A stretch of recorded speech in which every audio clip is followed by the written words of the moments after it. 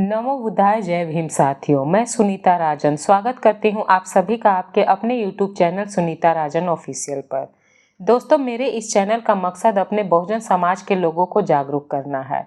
अपने महापुरुषों और महानायकों के द्वारा किए गए कामों और उनके बलिदानों को आप सभी को बताने के लिए मेरी ये छोटी सी कोशिश है। आज बाबा साहब डॉक्टर भीमराव अंबेडकर के कारण ही हम समाज में सम्मान से जी रहे हैं। बाबा साहब ने हमारे समाज को सम्मान से जीने के लिए कई संघर्ष किए थे। उनके द्वारा किए गए सभी काम सिर्फ किताबों में पढ़ने के लिए नहीं बल्कि अपनी जिंदगी में उतारने के लिए है। इन्हीं में से एक काम था बौद्ध धर्म अपनाना। आज हम इसी पर बात करेंगे। क्या आपने कभी सोचा है एक इंसान अपनी पूरी जिंदगी में इतना बड़ा कदम कैसे उठा सकता है जो सिर्फ उसकी जिंदगी नहीं बल्कि लाखों करोड़ों लोगों की सोच, उनका धर्म और उनका भविष्य तक बदल दे। 14 अक्टूबर 1956 भारत के नागपुर शहर में एक ऐसा दिन जिस दिन डॉक्टर भीमराव रामजी अंबेडकर ने अपनी पूरी जिंदगी का सबसे बड़ा निर्णय लिया।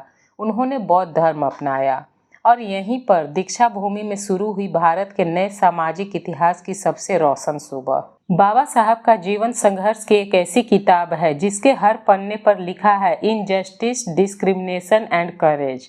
उन्होंने बचपन से ही देखा था कि समाज में ऊंच नीच का जहर कितना गहरा है। छुआछूत, बहिष्कार, अपमान, ये सब उनके जीवन का हिस्सा थे, लेकिन उन्होंने कभी हार नहीं मानी। उन्होंने कहा था, I like the religion that teaches liberty, equality and fraternity. और वो जानते थे कि उस वक्त समाज उनके इन तीन शब्दों को लिबर्टी, इक्वलिटी एंड फ्रेटर्निटी सिर्फ किताबों में नहीं जिंदगी में उतारने के लिए तैयार नहीं था। उन्होंने हिंदू धर्म में रहते हुए कई सुधार करने की कोशिश की। टेम्पल एंट्री मूवमेंट, महार सत्याग्रह और काला राम मंदिर आंदोलन। लेकिन जब समाज ने उन्हें बराबरी का हक देने से इनकार कर दिया तो उन्होंने कहा था, I was born a Hindu but I will not die a Hindu. और फिर 14 अक्टूबर 1956 सुबह का समय, नागपुर। वो दिन जब लाखों लोग नागपुर की धरती पर इकट्ठा हुए थे। हर चेहरे पर एक उम्मीद थी, हर आंख में एक सवाल था, आज क्या होने वाला है। सभी की आंखें भीड़ पर होती है। सफेद कपड़ों में लोग हाथ जोड़कर शांत बैठे हैं। स्टेज पर बैठे हैं बाबा साहब अम्बेडकर और उनके साथ महान बौद्ध भिक्षु भदंत चंद्र मणि। 10:30 बजे के करीब बाबा साहब ने भदंत चंद्र मणि जी के सामने घुटनों पर बैठकर कहा, भंते जी प्लीज गिव मी द धम्मा। और फिर शुरू हुआ वो पल जब बाबा साहब ने खुद 3 शरण और 5 सील लिए। बुद्धम शरणं गच्छामि, धम्मम शरणं गच्छामि, संघम शरणं गच्छामि। उसके बाद उन्होंने करीब 5 लाख अनुयायियों को भी बौद्ध धर्म की दीक्षा दिलाई। वो सिर्फ धर्म परिवर्तन नहीं था, वो एक सामाजिक क्रांति थी, वो एक नई पहचान थी, एक नई शुरुआत। दीक्षा के बाद बाबा साहब ने कहा था, आज मैंने गुलामी की जंजीर तोड़ दी।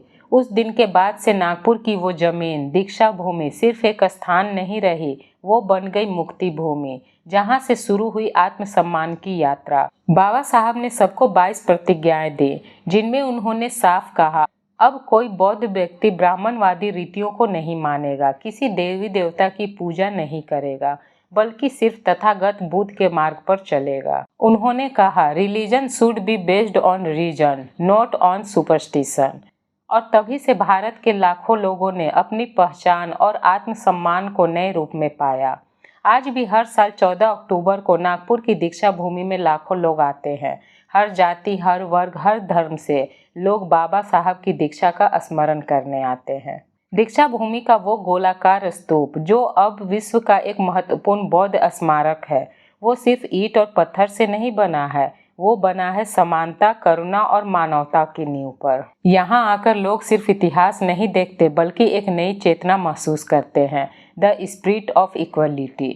बाबा साहब ने हमें सिखाया, अगर समाज तुम्हें नीच दिखाए तो हार मत मानो, शिक्षित बनो, संगठित रहो और संघर्ष करो। उन्होंने हिंदू धर्म छोड़ा क्योंकि वो अन्याय को मिटाना चाहते थे। उन्होंने बौद्ध धर्म अपनाया क्योंकि वो भेदभाव त्यागना चाहते थे। तो अगली बार जब आप ये शब्द सुने, बुद्धम शरणं गच्छामि, तो याद रखिएगा कि ये सिर्फ एक मंत्र नहीं बल्कि ये एक क्रांति की प्रतिध्वनि है। 14 अक्टूबर 1956 को बाबा साहब ने बहुजन समाज के लोगों को एकता, समानता और बंधुत्व से जीने के लिए नई राह दिखाई है। और बहुजन समाज का विकास इसी राह पर चलकर हो सकता है। दोस्तों, अगर आपको ये वीडियो अच्छी लगी तो प्लीज़ वीडियो को लाइक एंड शेयर करें और चैनल को सब्सक्राइब करें और कमेंट में लिखें जय भीम। और इस क्रांतिकारी कहानी को ज़्यादा से ज़्यादा लोगों तक शेयर करें, क्योंकि नॉलेज ही असली पावर है। नमो बुद्धाय, जय भीम।